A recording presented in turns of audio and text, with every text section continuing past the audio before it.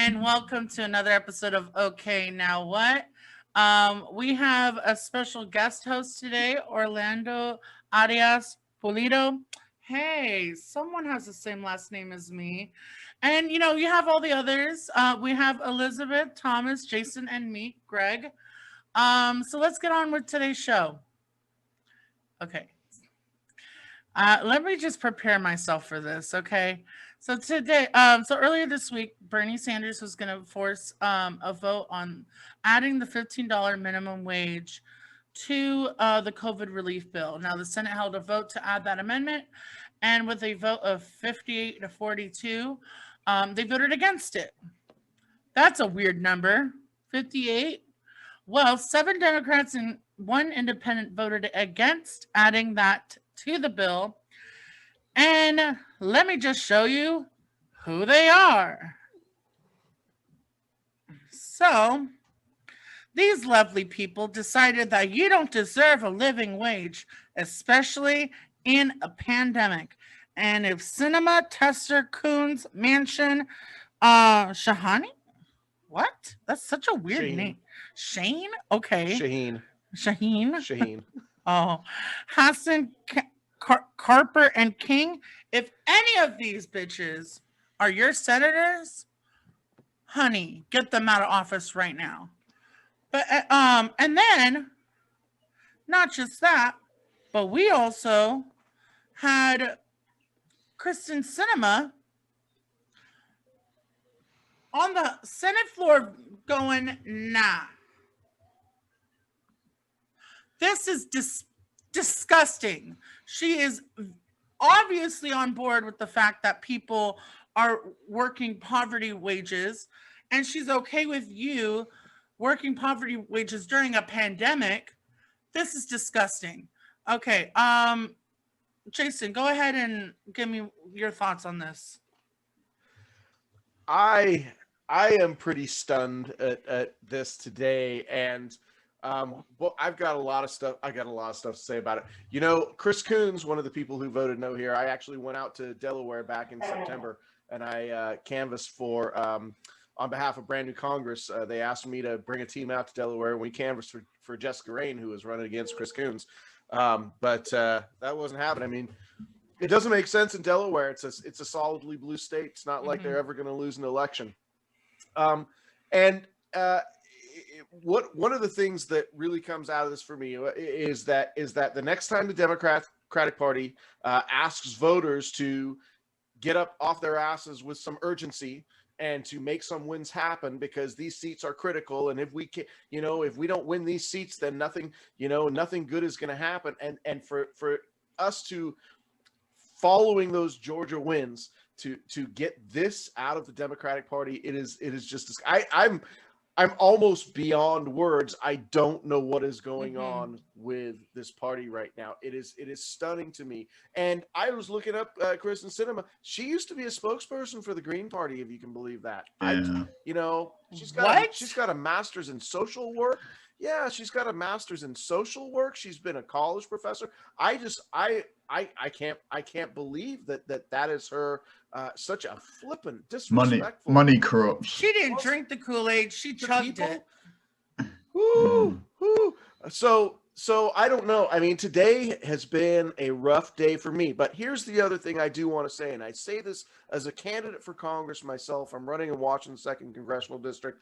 We saw today the need for progressive wins, not just to beat Republicans, but to beat these corporate Democrats, because obviously a Democratic majority is not important if we can't. I mean, imagine, go back 50, 60 years to civil rights and Medicare, and imagine LBJ just sitting back and saying, well, I guess Joe Manchin and Kristen Sinema run the show here.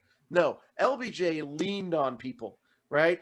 There was a guy called Wilbur Mills. He was the chair of the House Ways and Means Committee. He was not in support of Medicare, and he was going to hold it up in committee. And LBJ leaned on him, and he said, you know what?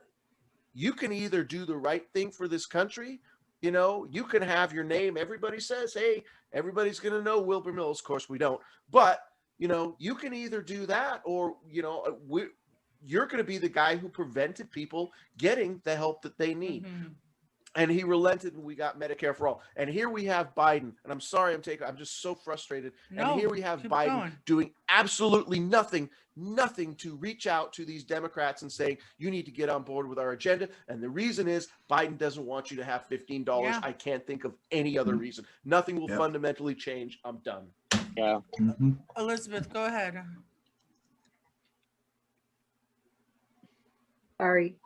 Yeah, so I'm just glad that Bernie forced the vote, because there was talk about not even allowing a vote to occur. So I'm kind of glad that these senators are on the record in not supporting a $15 minimum wage. So I'm glad that has come to light, just like how Jason said. We know who to identify to primary and hopefully get them out of the Senate, because they don't deserve to be representatives of the people. Yeah. Thomas? Well, I think we'll forget is this could have all been avoided if Kamala Harris and Joe Biden had just overruled the parliamentarian in the first place. This could have all been avoided, and not doing so proves that what Jason said, they really don't want to do a $15 minimum wage at the end of the day. They don't want to fight for it, because they could have fought for it if they'd just done that in the first place.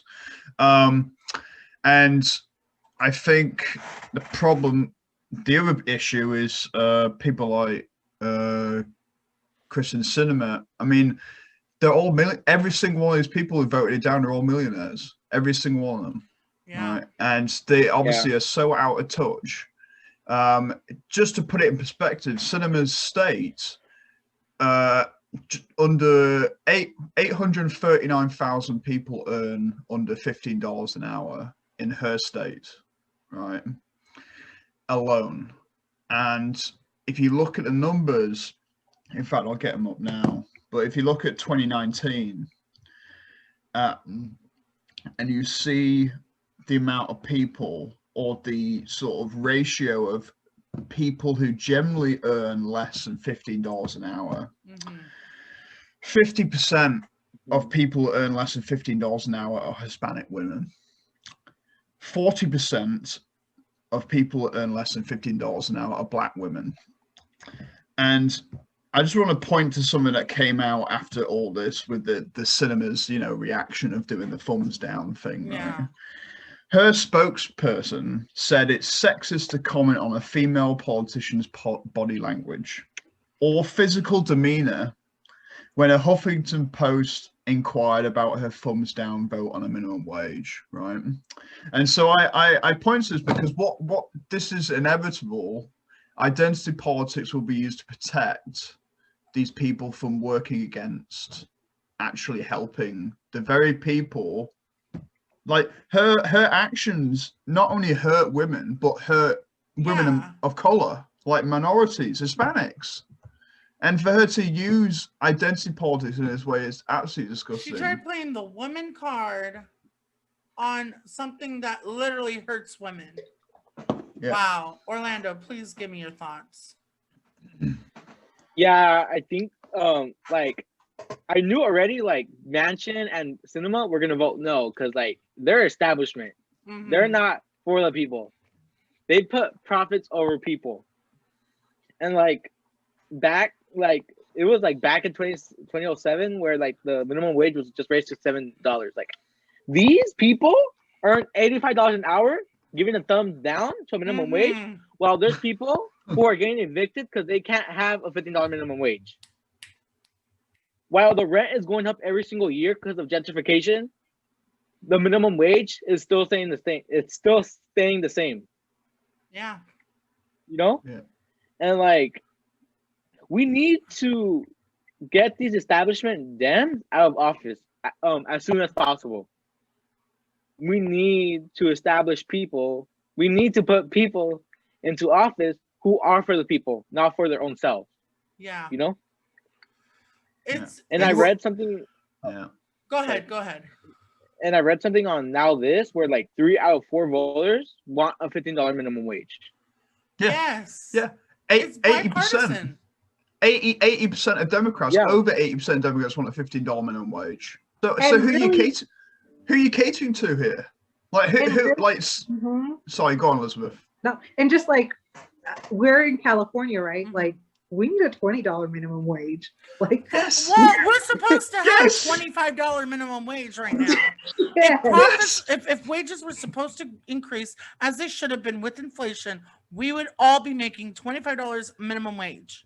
I want to point out Yeah. that it's not inflation; it's productivity gains. Oh, but you're productivity, absolutely, sorry. but you're absolutely right though, because if you look at $7.25 an hour today, it's less than it was in 1968 because of Mhm. inflation, right? So you're earning less than someone at a minimum wage in 1968 if you're on $7.25.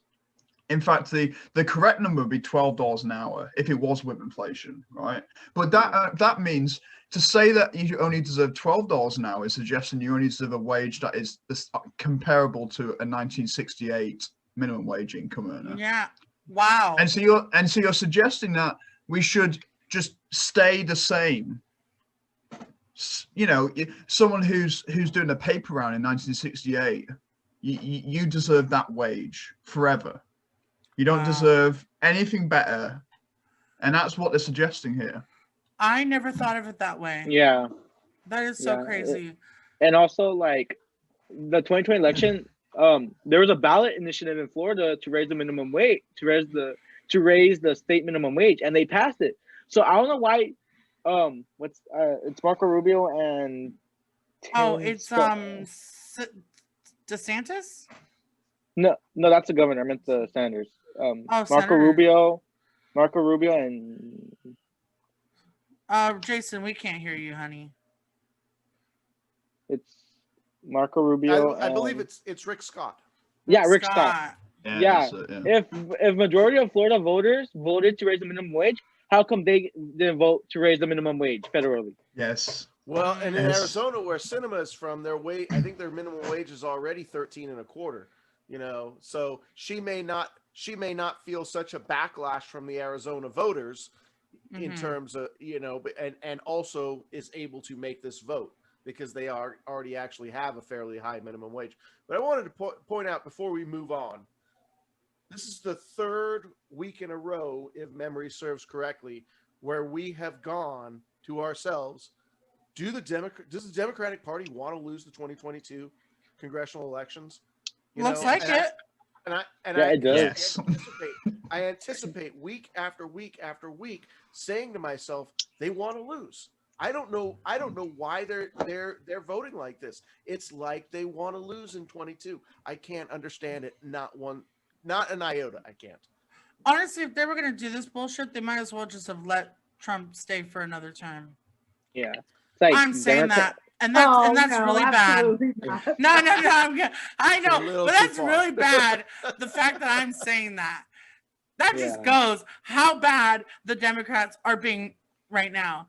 Let's move on because, you know, we could. But you get bring up a good point, and that is that the urgency of being told that Trump is an existential threat to voters to force them out. I think about people who canvass and said, if you vote for Joe Biden, he'll give you a $15 minimum wage. If you vote for Joe Biden, he'll do all these things. And him not doing this means Mhm. those people will stay at home in the midterms. They won't Yeah. come out.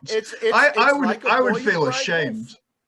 I would feel shame if I was one of those canvassers. Mhm. And I told those people that he would do these things. Like Joe Biden and Kamala Harris have literally just said to everybody who canvassed for them that we don't give a shit about you. We don't care that you did all this for us. Like, you know, and they're not going to do it next time. Like, why would And you? it's true, Thomas. It's so true. You bring up such a good point. They are Mhm. putting the integrity of their canvassers on the line. This is not just them. This is all the people who decided to spend weekends, days, hours, phone banking and text banking and knocking doors and convincing people Yeah. that the Democratic Party was worth voting for. And that's your integrity. I mean, me as a canvasser myself, I'm active in local party politics. That's my integrity that's on the line. I convinced you to do something, and now you have sold me down the river as somebody who even wants to volunteer for you anymore. Yeah. Yeah. Let's go ahead and have Elizabeth close this. I guess just what Thomas was saying, poverty wages is an existential threat for many people. So yeah, we're getting in trouble. Yeah. All right. So let's go ahead and move on. So,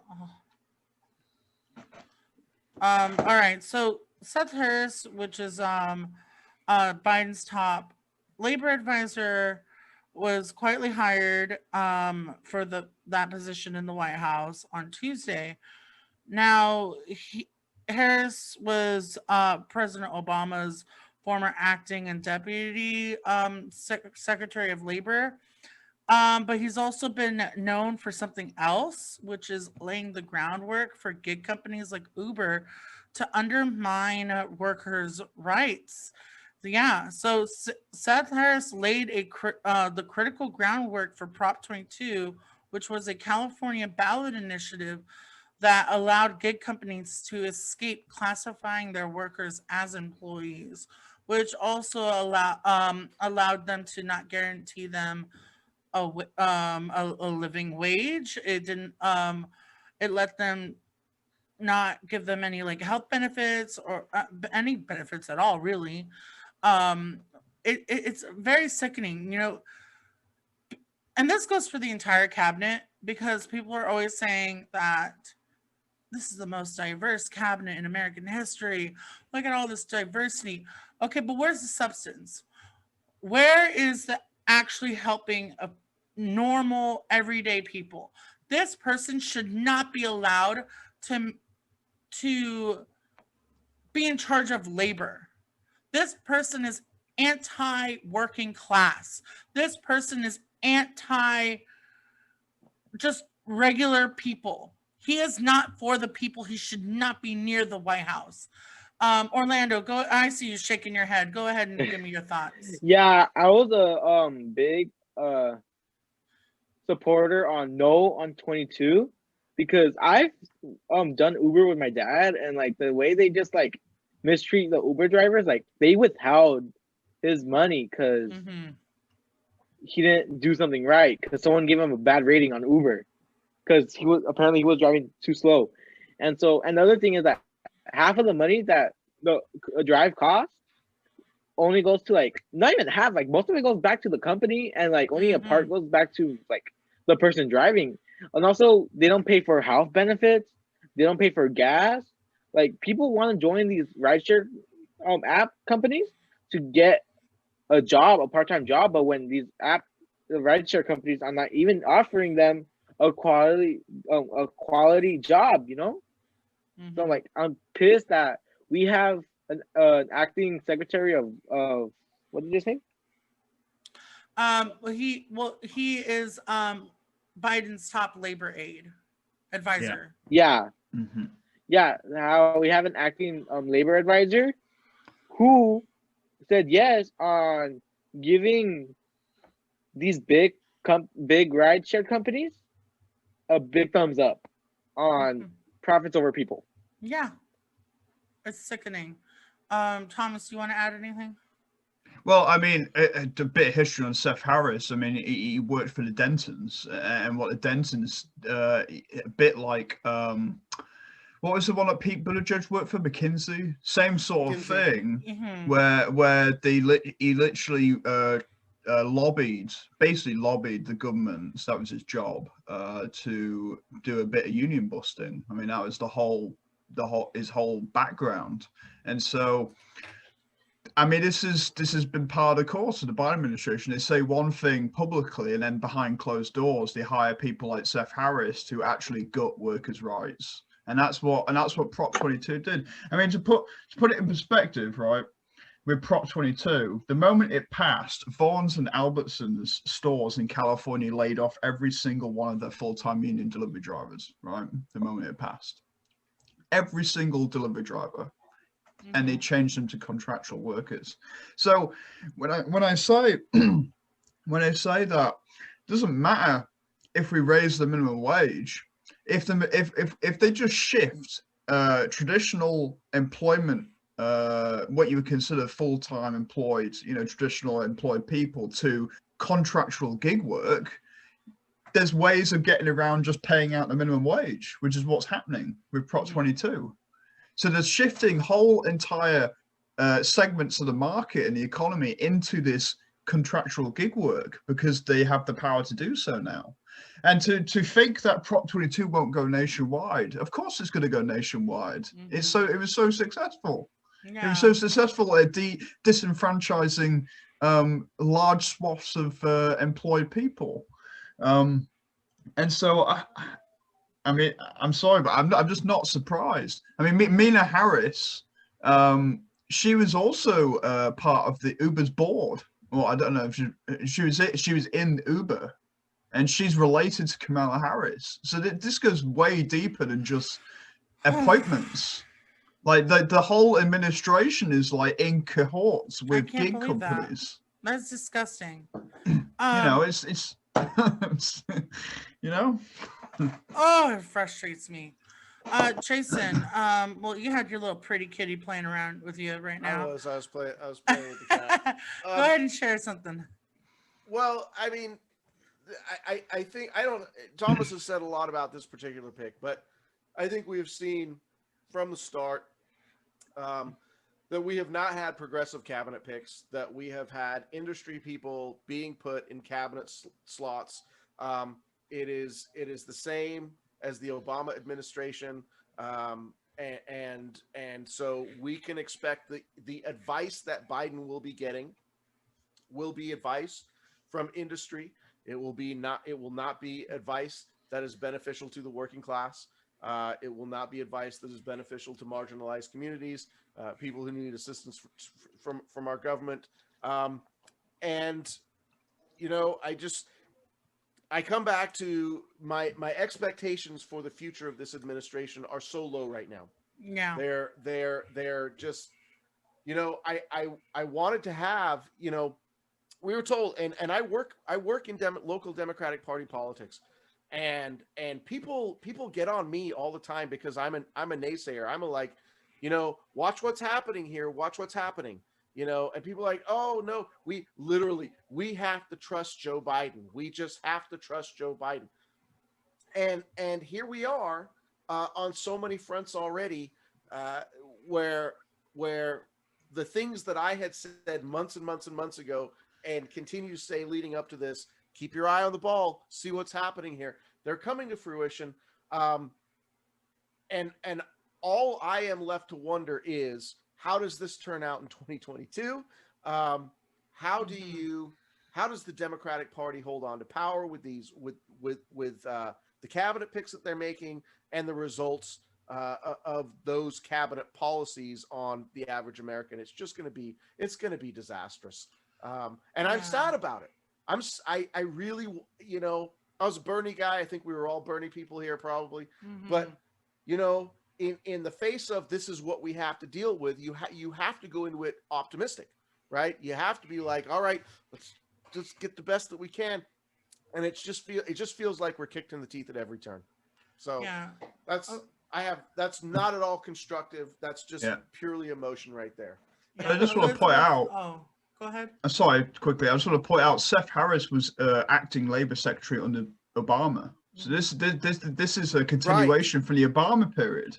Sure. he's taken Obama staff and just placed them in his own administration. But sorry, go on, Elizabeth.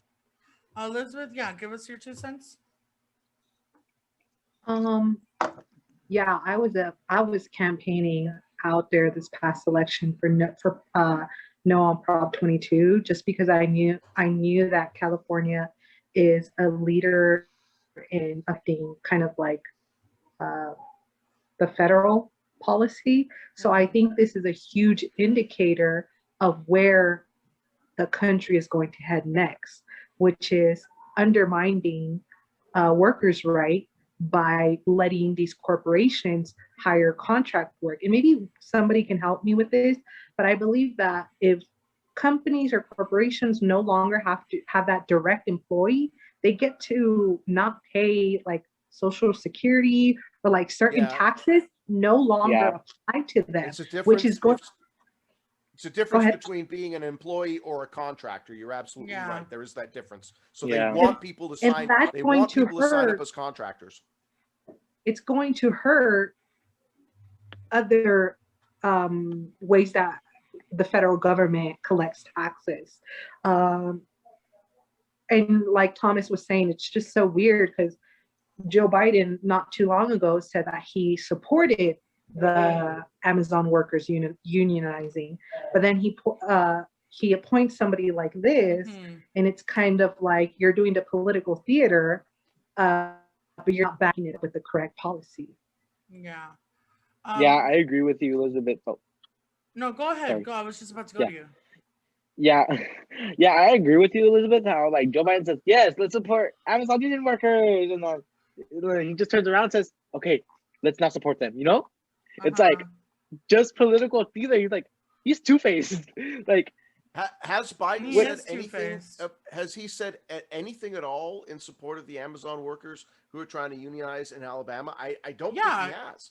No, he made a statement. No, he didn't. Okay, now he never really called them out by name, but he was clearly talking about the Amazon workers in Alabama. Yeah, what did he say? He was saying that the federal government supports the right to unionize. He was saying, I support blah blah blah. You know, he was saying that he supports the right for workers to unionize, and that anyone trying to push propaganda or anything is basically breaking law. But and that's Prop 22. That's Prop 22. They put millions of dollars into that campaign. So Hundreds. I guess it's up for us workers to bring build strong unions or something, because they're going to keep undermining workers' rights. And I just want to point out, like, this isn't like, I know we're sort of really down right now, but I just want to point out that my home country, the UK, the Supreme Court just, a few weeks ago, they declared that Uber drivers are entitled to worker benefits, right? Because of Uber drivers,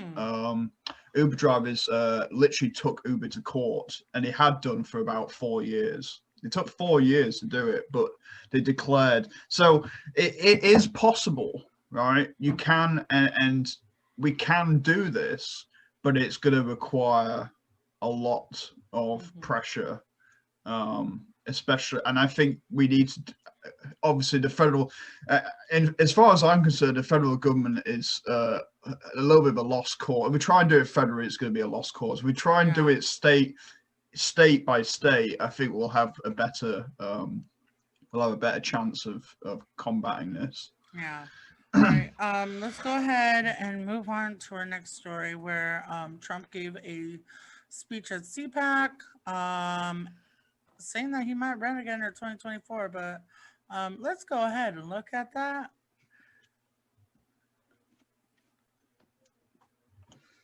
To lose the White House decisively 4 years from now.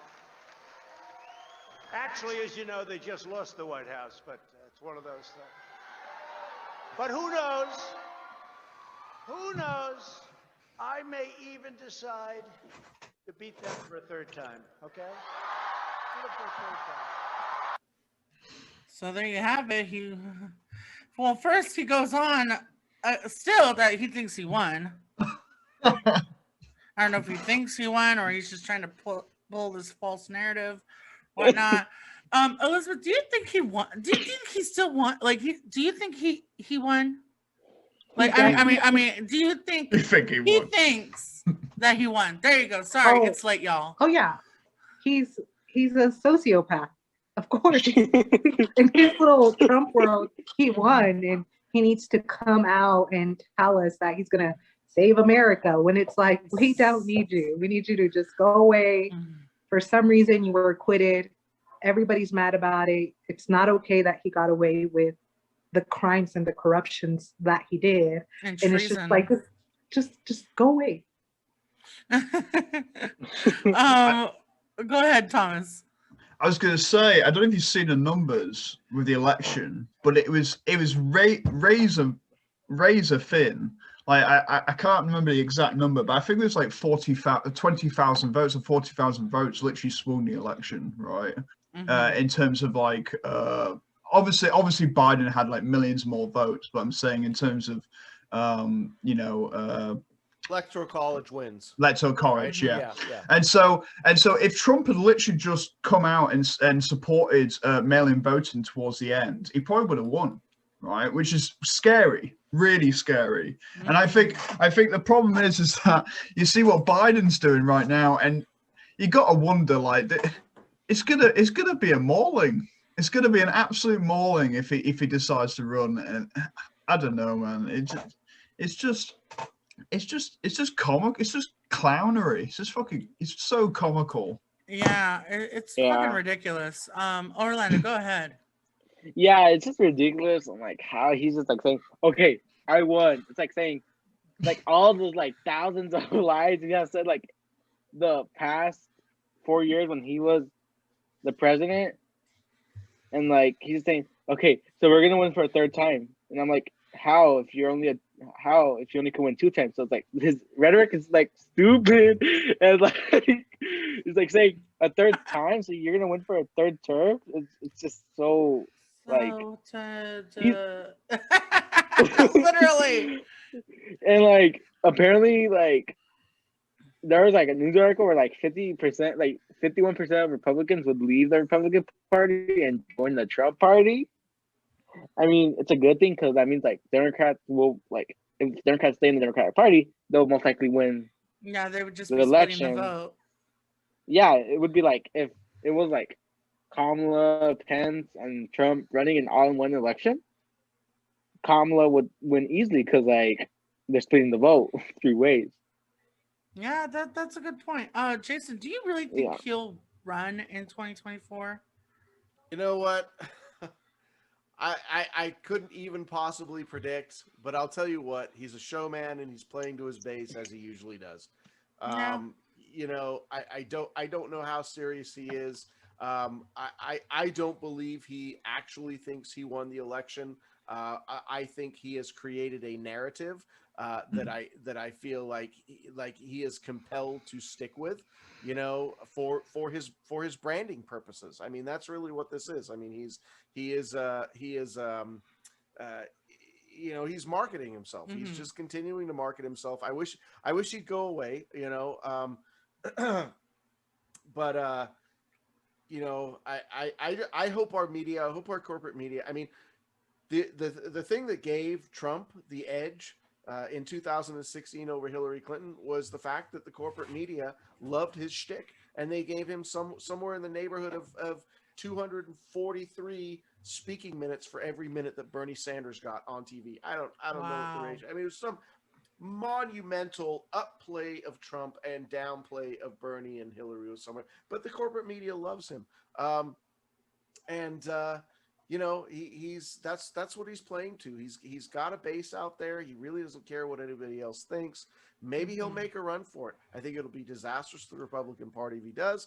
But I'll tell you what, if Trump runs again, we have definitely got to get a challenger there to Kamala Harris and make sure that, you know, if the Republicans aren't going to win because they're going to split, it's really, we can't allow Biden Harris to sail on through, especially because I don't believe for a second that these 4 years are going to amount to anything for the working class. Go ahead. Think of it this way, right? I don't know if you read the article, but he was considering either someone of color or woman to run with him if he did run, right? And so can you imagine if Candace Owens ran with him, right? You know, but I'm saying, and then she's on the stand trying to court the minority vote, right? And I think the problem is that people forget this, but in 2020, Trump did better with people of color people, Hispanics, than he did in actually 2016. He actually And so- lost the white, some white And males. so Democrats just like to assume that we have these people in our back pocket, or they assume that they deserve their vote regardless of what they. And that's just not true. They're people like everyone else, right? And so when you don't help people, they're gonna either not vote, which is probably what's most likely to happen, or they're gonna go to the other direction, even though they probably know that they're not going to do anything for them, but it's just like it's a protest vote. I speaking from experience in my home country, Brexit was literally that. It was literally a protest vote. It was David Cameron, who is the most loathed politician in the country, came out and supported staying in Europe, and the British electorate said, no, screw you, we're voting for Brexit because we hate you that much. Like that, a lot of it was anger and frustration at what they'd done and what they had legislated for years. And so to see what Biden is doing now and seeing all these things that he's just not fighting for, or he's just blatantly just saying one thing and doing another thing, it's just going to fuel this. It's going to fuel this anger, it's going to fuel this frustration, and it's going to lead to this, even if Trump didn't run, like you'd have what Josh Hawley, I don't know, someone like Trump will use the same rhetoric. Nikki Haley. Imagine. I'm just saying. Carlson. The Republicans, and the majority, even though a lot of them might be, the ideology might be racist or misogynist, if someone of color or woman did run, they wouldn't care. They'd vote for them, and it would benefit them. Yeah. So that's how identity politics can be used to, really do damage against the people it's meant to help. And my last point, sorry, I know I'm going on here, but before Trump left, he put all these things in place so he could catch out Biden. Like he put in place a withdrawal of troops from Afghanistan. He put in place a hold on insulin prices. And then Biden comes in and completely reverses all these things. And you can imagine the political talking points in a campaign where Trump is saying, we know he's lying, but for people who aren't politically literate, right, he could just go on and go, Biden's keeping forever wars in Afghanistan. I wanted to withdraw troops at the last minute, even though he could have done it his whole presidency. But imagine the framing of this, and you see what happened today with Sinema, doing the thing like that. Imagine Republicans just playing that over and over and over, even though we all know Republicans, every single one voted against a $15 minimum wage increase. But just the theater of it alone will drive people to either not vote or vote against their interests. Yeah. Agreed. Anyway. Agreed. Very, very, very cogent analysis there, Thomas. You're thank you for that. So we're gonna go ahead and move on. Now, there's a lot of talk about schools reopening. Some schools have already done so in California. And as someone who has nieces and nephews, hell no. Hell no. Everyone hasn't been vaccinated yet. You still have this worry about multi-generational. A lot of people live in multi-generational homes. These little brats are going to bring the Rona into these homes and get aunt and uncle and grandpa sick. I say it out of love. I love you all, my niece and nephews, but still. But Orlando, so you came on because you originally wanted to talk about this. It's the Pomona Unified School District has been making some decisions on this. Go ahead and fill us in. Yeah, so they're planning to reopen schools as early as April 15th. And so then the teachers had a teacher development day where they would go to schools and go to the classrooms. And the way they're doing it is you're just gonna be for high schoolers, you're gonna go to 3 different classrooms in 4 hours. And what if there's someone who, for me, for example, I got coronavirus during the holiday season, during Christmas, and I was asymptomatic. So I didn't Wow. know I had coronavirus. I would have been spreading it to if I were in school right now and I was asymptomatic, I would have spread it to so many people, you know? Mm-hmm. And so the only reason the schools are opening is for money. Yeah. And so then there's also controversy happening around Pomona PUSD because they're planning to close down 3 schools because of supposedly there's not enough funding. Yet they're speeding up the process to get more funding from the state to reopen schools.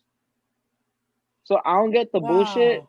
that they're saying how they're gonna close down these schools because there's not enough funding. Yet they want to be the first school districts to open to get Mhm. funding from the state. I'm sorry, I just want to ask: Are they tying funding to reopening? Is that what's happening here? Like they're Yeah. tying, yeah, Yeah, that's what most school districts are doing. Like, yeah. because the governor said, if you guys reopen schools earlier, we'll give you more funding. You know? Wow. It is all about the money. Capitalism. Capitalism. And Yeah. not only, Wow, go I ahead, didn't know Elizabeth. that. No, I didn't know that the COVID relief money for the schools was tied with opening or incentivizing districts to open up sooner. I didn't know that. That is Yeah. literally the sickest thing I've ever heard. And not only like the talk about schools reopening, but we have had Texas, Mississippi, Arizona lift their mask mandates and go to 100% full reopening. And it, guys, we're not out of the woods yet. It's disgusting. Jason, what do you think about this whole talk of reopening? So I got kids in school. I got 2 teenagers that are faced with my districts here are thinking about putting kids back into school in a somewhat hybrid situation here in the next few weeks. Yeah. I'm nervous about it. Listen, my kids want to go back to school. I gotta say, you know, for a 15-year-old, the 17-year-old, their social life has been trashed through this pandemic. They're bored, staying at home. I mean, I get for them, they're like, thank God. I mean, would you imagine kids are going, thank God I can go back to school, you know? But Yeah. but the reality is my wife works with cancer patients. She's had the vaccines right now. Mhm. But we've been super careful around this household, just because if my wife catches it, she can't go do her clinic work. I mean, so I mean, it is. Imagine here. I guess the thing that I really want to say is, and I'm reading an article right now. It's on Newsweek. It's about the California's largest teachers union says Newsom again moved the goalpost for school reopening. And so it sounds like whatever Newsom has on the table is not satisfactory to teachers. Yeah, what a surprise. Exactly, what a surprise. But imagine How if bizarre. we went back to March of a year ago, April of a year ago, and if we had a Congress who just got their act together to pay people to stay at home, we would not be dealing with this a year later. Yeah. That is It's true. I'm you know, we have had a year's worth of inaction on real COVID protections for the entire country. States doing their thing here and there. I got to give myself my own governor Jay Inslee some props. I think he had the best response to COVID. We shut down mid-March. We kept it shut down. But you know, we didn't leave it shut down long enough, and because the people in this state weren't subsidized to stay at home, we had the fairly sizable right-wing population in Washington State calling for Jay Inslee's head, so he was moving to, you know, Oh, same here in reopen California. earlier. People are calling for Governor Newsom's recall. Pay It has people to stay at home. almost Yeah, Yeah, for good it- reason. Pay people to stay at home. You know, that's it. Pay people to stay at home until this thing is over and done. You know, we could get it done, out of the way. Pay people. They say they have vaccines, that they have enough doses for everybody to be vaccinated by like what, the end of May? Pay Yeah. people to stay home until the end of May. Get them vaccinated. You know, Imagine that. Yeah. Imagine that. Yeah. And also, like, Go There we go. ahead. Go ahead. And like Orlando, for sorry. students, they're the Pfizer vaccine is only available for students over anybody over age of 16. So like little kids and like middle schoolers and like lower classmen in high school, we're not gonna get vaccinated anytime soon. Wow. We're gonna be what's the word? Not prone to COVID. You're prone to getting it? I Yeah. don't know. I'm making words up at You're this gonna be, point. you're You'll gonna be higher- exposed, you're yeah. gonna be at- Mhm. Yeah, you're we're have gonna a be higher level of exposed. exposure. Yeah, Is I mean the it- teachers I'm might just- it will be I'll go ahead. Orlando, finish up and then we'll go to Elizabeth. the teachers will be vaccinated, yes. They're gonna be okay, but what about the students who don't have the best health system, you know? Yeah. What about the students who live with five other families in one household because they can't afford rent? What if they bring the COVID to that household? What if that household with 5 different families has an old woman in there or an old grandparent in there, you know? Yeah. Yeah. Who has had diabetes, cancer, health problems. They could die. It's scary. Mhm. But remember, Orlando, your grandmother's got to die for the economy. Just remember that. Oh, Well, and Yeah. I'll be, I'm going to be super cynical in responding to that, Orlando, is that, since they're not interested in giving us health care, and since old people and sick people are a burden to the healthcare system in terms of profits, they are the most expensive people to take care of. I'm telling you what, I don't know that I don't know that the bean counters who are making these decisions really care if our grandparents or our sick and medically fragile friends and neighbors make it through this. I really don't know. It's a horrible thing to say, but I think people are making decisions based on dollars and not based on human life. yeah. Yeah. Elizabeth, go ahead. There's like two things that I kind of feel we find like there's two things that I'm worried about.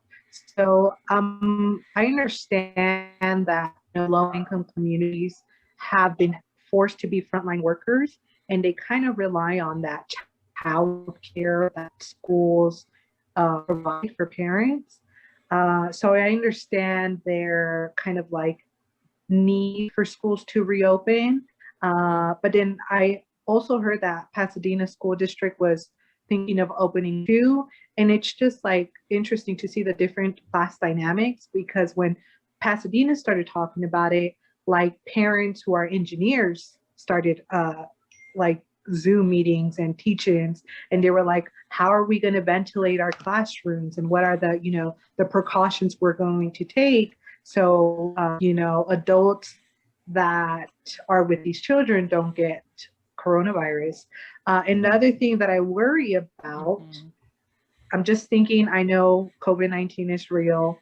I'm just thinking, what if we do go back to school and it doesn't affect us? So a lot of people don't get coronavirus and people die. I am afraid of what kind of thinking narrative that's going to create, like give maybe Republicans those talking points like Democrats, make it political, right? And say Democrats don't know what they're talking about. So, and in Wayne in 2024 or in 2022, again, oh, it's real. I'm just, there's a lot of things that I'm worried about. That might happen these 2 months. Yeah. Yeah. All right, everyone. Well, that wraps up today's episode of Okay Now What. Thank you, Orlando, for joining on. We're so happy to have you. It was really nice to have a local Pomona progressive to come on, especially someone who's young. How old are you, by the way? I'm gonna be 15 in 3 weeks. See, Well done. when I was 15, I was, not doing this. I mean, I was, I was not doing this at a level you are. And I think that's amazing that, my younger Gen C folk are getting shit done. So thank you. Now, Yeah, we got to make sure that Orlando gets into Congress or in there and yes, change the vote. please, please. Yeah, so thank you again for watching. If you are watching this on YouTube and Instagram, please give us a follow on Instagram and subscribe on YouTube and give us a like. And also, we are on Spotify now. So how about you give us a follow on Spotify and listen to us? If you're tired of looking at our faces, you could just listen to us instead. So yeah, please check us out. All the information is in the description below, and we'll see you next week. Take care, y'all.